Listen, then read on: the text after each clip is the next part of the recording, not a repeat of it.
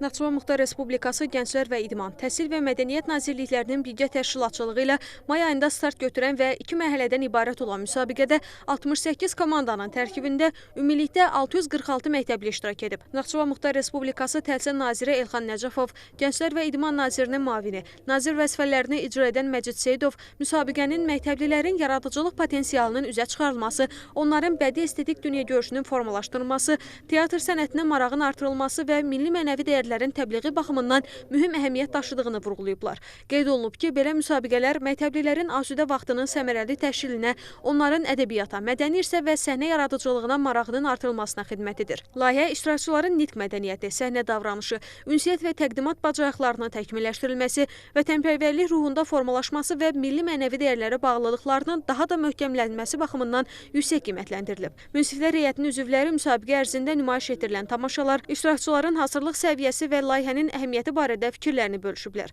Tədbirdə qaliblərin mükafatlandırılması mərasimi keçirilib. Qalib komandalar diplom, kubok və hədiyyələrlə təltif olunublar. Digər komandalara isə fəxri fərman təqdim edilib. Bizim mövzumuz o idi ki, Cəlil Məmməd Quluzadənin Pirverdin Xoruzun hekayəsi. Mən burada nənə rolunu oynayırdım. Amma yəni komanda yoldaşlarımızla çox yaxşı vaxtlar keçirdik. Ümid edirəm ki, bundan sonra keçirilən belə müsabiqələrdə yaxşı uğurlar əldə edəcəyik. Mükafatlandırmadan sonra birinci yerin qalibi Naxçıvan şəhər komandası görkəmli ədib Cəlil Məmməd Quluzadənin Pirverdinin Xoruzu əsəri əsasında səhnələşdirilən tamaşa ilə çıxış edib. Xosrov İbrahimov, Tərlan İbrahimova, Samir Mehdiyev, NTV Xəbər.